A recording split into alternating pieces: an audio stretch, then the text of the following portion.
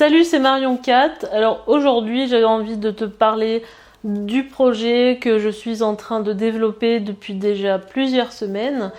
À vrai dire, j'ai tellement repoussé la réalisation de cette vidéo que je suis à un état d'avancement déjà significatif. Comme tu as pu le voir à travers mes vidéos précédentes, en fait j'ai un peu élargi mes thèmes de prédilection. Je parle plus exclusivement des artistes, des beaux-arts, etc.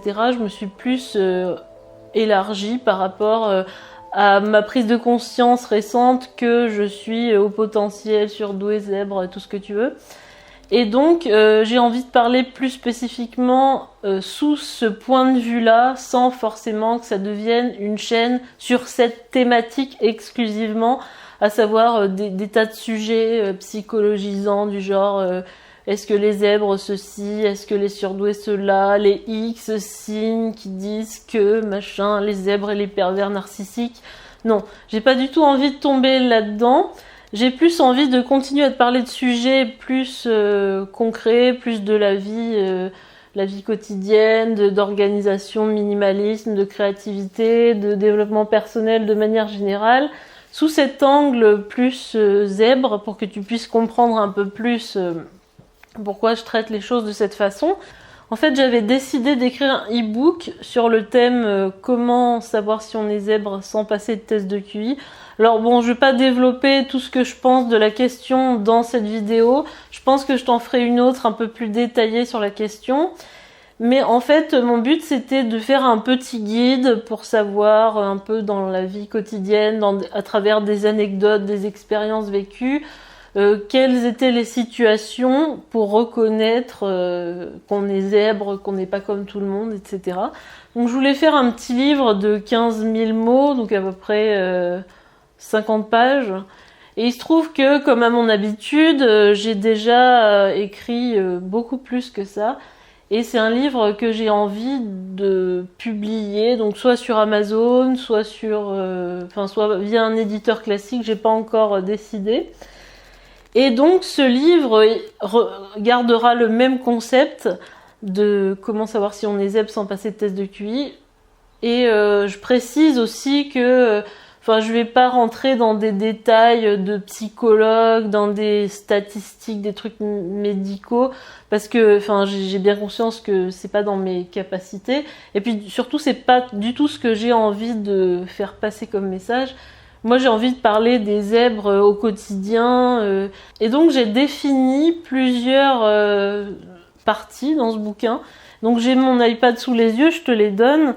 Donc, j'ai parlé d'abord de l'école, des zèbres. Donc, toute une partie à propos des consignes, à propos des amis, à propos des groupes à l'école, de la curiosité des résultats scolaires, de l'intérêt pour les matières, du rapport aux profs. La partie 2, c'est plus le travail sur s'intégrer avec ses collègues, les discussions autour de la machine à café, les personnes qui se plaignent beaucoup, sur l'idée de la diplomatie, comment faire en sorte de se faire apprécier, comment moi je ne réussissais pas à le faire.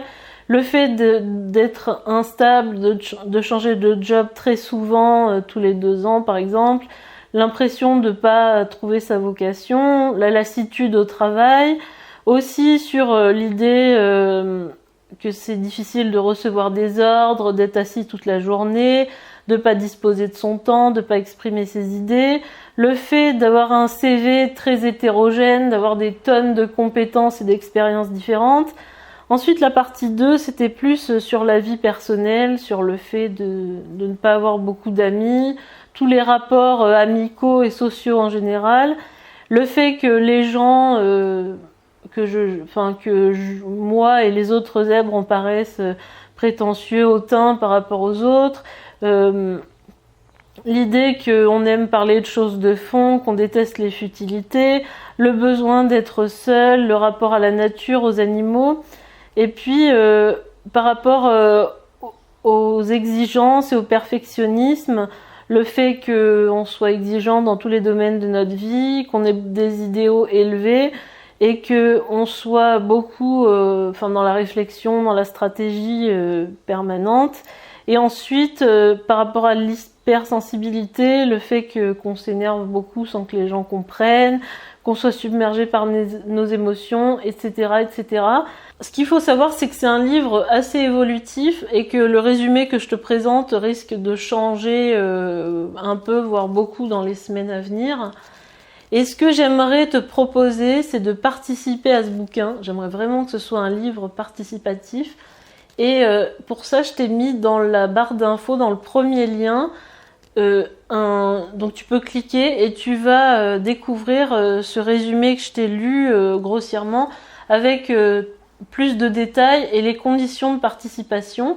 En fait, j'aimerais que tu m'écrives toi aussi de tes anecdotes ou de tes expériences de vie qui t'ont fait comprendre que t'étais pas une personne comme les autres. Donc ça me tient très à cœur qu'on puisse le faire ensemble, qu'on puisse collaborer. Et du coup, évidemment, c'est gratuit, c'est pour le plaisir de partager. Donc ça me ferait très plaisir que tu participes. Donc tu peux cliquer, c'est le premier lien en barre d'infos. Tu rentres ton adresse email et tu vas récupérer le résumé qui est dans le mail de vérification, dans le message qui suit le mail. Il y a un lien, tu peux cliquer dedans et tu accèdes à un Google Docs qui t'amène à ce résumé et à l'introduction que je vais mettre aussi par la suite. Alors au départ, ce que je voulais faire, c'est que j'avais envie de proposer, d'ailleurs je l'ai fait pendant une période, si tu as été attentif à mes précédentes vidéos, j'ai proposé le livre entier en lecture et en commentaire via Google Docs, mais il se trouve que maintenant il est presque terminé, j'en suis aux 3/4, même un peu plus, du premier jet. Donc je peux pas te le partager comme ça parce que ça risque d'influencer beaucoup les témoignages et c'est une étape qui aurait dû être faite plus en amont, mais bon, c'est pas grave. Donc ça me ferait hyper plaisir que tu participes à ce livre collaboratif. Et si tu veux suivre aussi les actualités du livre, si tu veux avoir un peu des nouvelles de l'avancement et puis aussi de la chaîne en général, tu as mon Telegram aussi dans la barre d'infos. Donc Telegram, c'est une application, moi je m'en sers pour remplacer WhatsApp, dans laquelle je laisse des vocaux, des images, des vidéos et je parle de l'actu du livre, de l'actu de la chaîne et de plein de choses, de plein de projets que je fais en général. Évidemment, dans les prochaines semaines, je te donne le droit de me laisser des commentaires pour me demander où j'en suis du bouquin. Est-ce que j'avance? Parce que moi, je rends ce projet public parce que je me mets en danger. Il faut savoir que moi, j'ai déjà écrit d'autres textes avant. J'ai écrit un roman de 350 pages et j'ai commencé un autre roman avant. Donc, je sais ce que c'est, je sais à quel point c'est difficile. Si tu veux quelques conseils sur la rédaction d'un livre, éventuellement je peux te faire une vidéo, tu peux me mettre ça en commentaire. En attendant, j'espère que le projet te motivera, j'espère que tu auras envie d'y participer. Moi, je me réjouis de pouvoir te faire part de son avancement et je te dis à la prochaine vidéo. Salut!